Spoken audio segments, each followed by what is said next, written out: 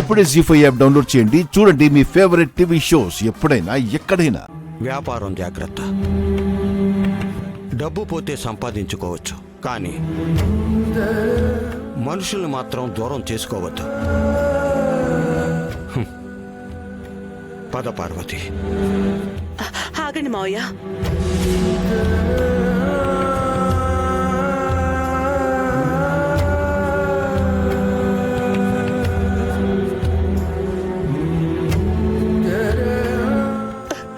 మీతో పాటు మేము కూడా వచ్చేస్తాం మావయ్య.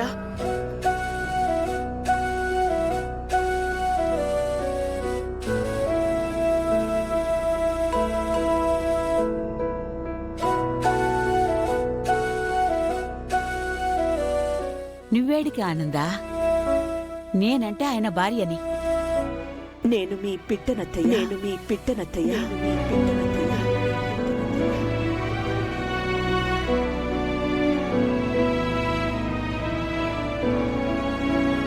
ఆనందా, క్షమించండి. భార్యగా మీ నిర్ణయానికి నేను అడ్డు చెప్పట్లేదు. అలా అని వీళ్ళని దూరం చేసుకోలేను.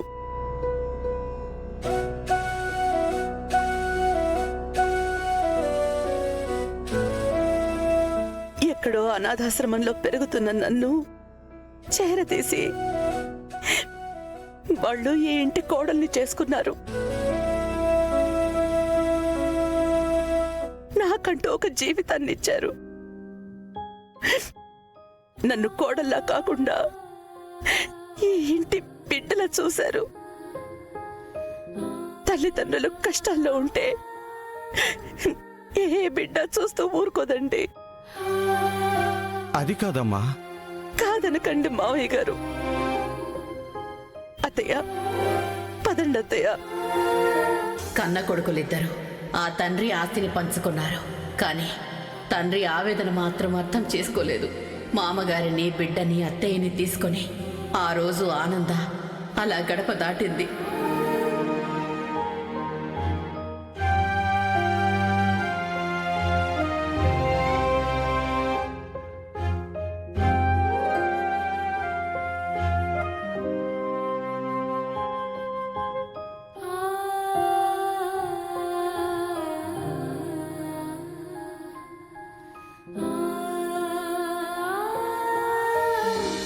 ఒక చిన్న ఇంటిని అద్దెకి తీసుకొని తన కుట్లు అల్లికలతో జీవితాన్ని మళ్లీ మొదటి నుంచి మొదలుపెట్టింది.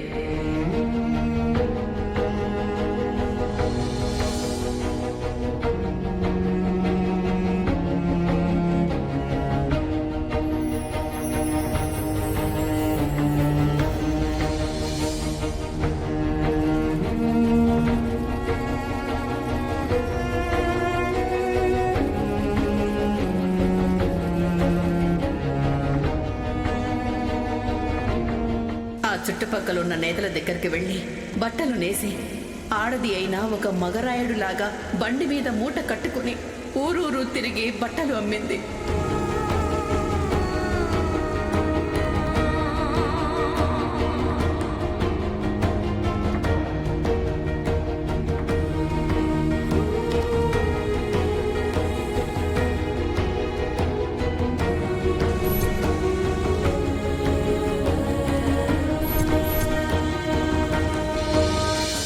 అమ్మగారు, ఇద్దరయ్య గారులు వ్యాపారంలో పూర్తిగా దివాలా తీశారు అమ్మగారు.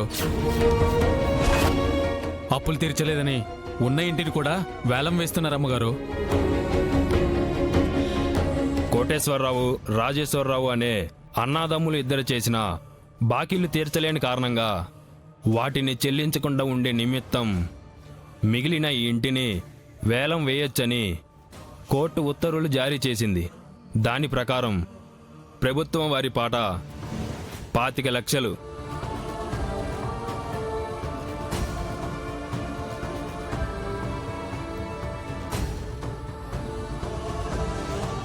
ముప్పై లక్షలు. 30 లక్షలు ఒకటోసారి. 85 లక్షలు. కొండయ్య గారి పాట 85 లక్షలు. 85 లక్షలు ఒకటోసారి 85 లక్షలు ఒకటోసారి 85 లక్షలు రెండోసారి 85 లక్షలు రెండోసారి కొండయ్య గారి పాట 85 లక్షలు మూడోసారి 5 లక్షలు మూడోసారి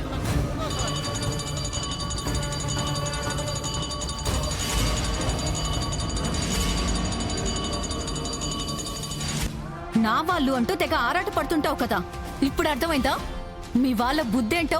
ప్రీతి, చాలా ఎక్కువ మాట్లాడుతున్నావు.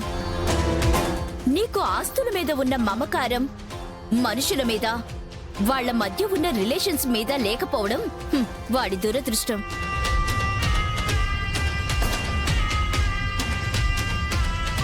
చూడు ప్రీతి, ఎవరు బాధపడ్డారు, ఎవరు కష్టపడ్డారు, ఎవరి కష్టం మీద ఒక మెట్టు ఎక్కగలిగాను అనేది పక్కన పెడితే అందరి సమిష్టి కృషితోనే ఇవాళ్ల మనం ఈ స్థాయిలో ఉన్నామన్న మాట మాత్రం వాస్తవం.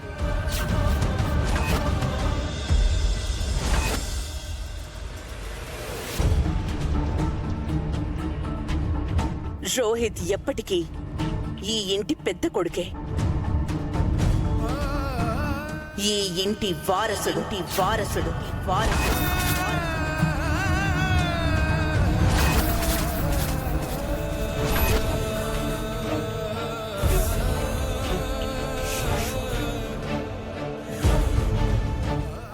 అలాంటప్పుడు ఆస్తి ఇవ్వడానికి ప్రాబ్లం ఏంటి పిన్ని? మాట్లాడితే నువ్వు నీ పెళ్ళాం ఆస్తి ఆస్తి అంటారేంట్రా? అవునండి, మా ఆయనకి రావాల్సిన ఆస్తిని కావాలని అంటాను. చిన్నత్తే చెప్తుంది కదా రోహిత్ మా వారసుడే అని. అలాంటప్పుడు తనకి ఆస్తిలో వాటా ఇవ్వడానికి నష్టమేంటి? దాంతో తను వ్యాపారం చేసుకొని పైకి ఎదగాలనుకోవడం తప్ప?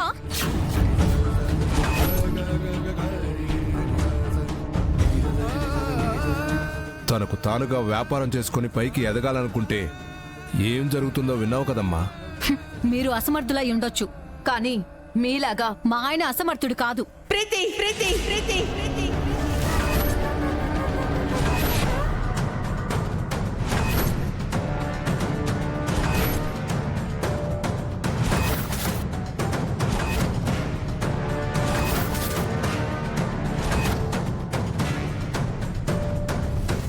మాటలు మాటలు జాగ్రత్త జాగ్రత్త జాగ్రత్త.